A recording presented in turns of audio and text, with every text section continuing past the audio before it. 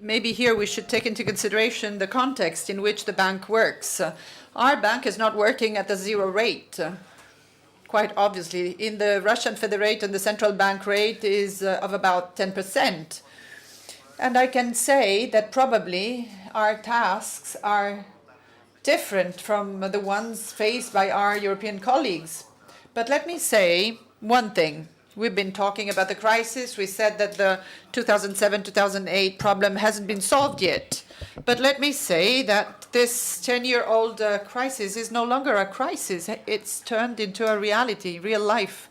We've been living in any such reality, not only in Europe, but also in the United States. This means that this is a new type of economy, a different kind of structure. We've experienced some models of the banking development models. And in the 90s, we did experience the mega bank, Japanese-style mega bank models. Then after that, we had the Goldman Sachs model, the investment bank model. The capitalization at that time was rapidly growing, and the growth rate was incredible. Then the crisis came. We had Basel. The banks became universal or global. We had the Paribas kind of situation, as you rightly said. But this model, you also said, is no longer working. So what's going on? What's happening to the universal or global kind of banks? There is a scattering. The growth has been scattered. There have been situations where politicians and actors have been creating risks that are making it so hard to operate for a global group. And we see that these global groups in many regions decide to shut themselves in. Our Russian bank, our bank, is specialized and has a very specific target, which is Russian companies. But even the largest banks, the biggest banks, are trying to localize their own activities. On the one side, I believe that this is positive because, as I said, handling and managing such a global situation in the face of the many risks that today exist is almost impossible now. On the other side, this is what brings about negative aspects as well. The capital is no longer that free to cross borders. Now, we've also said that there is something strange. The economy is growing, but not the trade.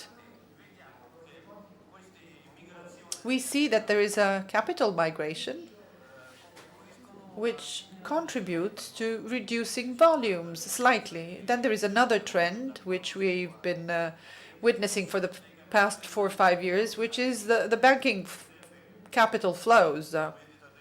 If you consider the selling of stocks, you see that 50% of bonds is no longer sold through a bank. But rather, even in terms of loans, 25% of the loans and of the credit lines are being granted by institutions, banking institutions that have no banking license. So this is a sort of a shadow activity which is growing and which is entailing a rigid regulation and very high complexities. Now we find ourselves in a situation, and we are not even mitigating new technologies, but we can say that half of the banking sector no longer is represented by a real bank, but rather belongs to the entire financial sectors. Now, what could then be the way out? Well, localization is one thing, and the specialization. And thanks to new technologies, we also have new possibilities that allow us to have transactions with new partners. So it's no longer capital accounts, relations amongst top managers, but rather technologies that are brand new, such as the blockchain, transactions that entail 3-4 banks in different countries, whereby this is held to be highly normal. Maybe the future bank model will be represented by the net understanding of economy, of local economies, whether it be European or American. And most probably, we will have some simple standard tools, because complex systems do not really behave well. And through innovative technologies on the other side, what I could even call the so-called virtual partnerships, well, developing these partnerships could help us to provide services to our clients, offering same services that we've been used to get from the global traditional bank. Thank you. I now would like to have another question. We have seen that, as far as a bank is concerned, a Russian bank, that the situation today has improved. It's much better, especially if we compare it to other foreign banks that have to operate. This is one peculiarity of our own experience, current experience. But I wonder, nowadays, for the Russian bank, for the international bank, what is today the source of resources that can be invested in order to allow for some development? Well, the resources that are being invested usually are taken from profits generated by banks. And if the bank can have some profits to be destined to its own partners, and if in the Russian Federation this is also possible, this means that the same money can be invested in developing new products. We believe that, in short, the kind of revenue is not going to be high, but in 5, 6, or maybe 7 years from today, and this is definitely going to be accompanied by digitization, and as far as global economy goes, worldwide economy, the moderator is asking, what is your vision of the global economy? What could be the direction taken? And in this case, maybe I'd like to support my colleagues, because the development is not just simply going through capital flows, but it involves technical progress, technological progress as well. So it's going to be the next step that will allow us to take a step upwards.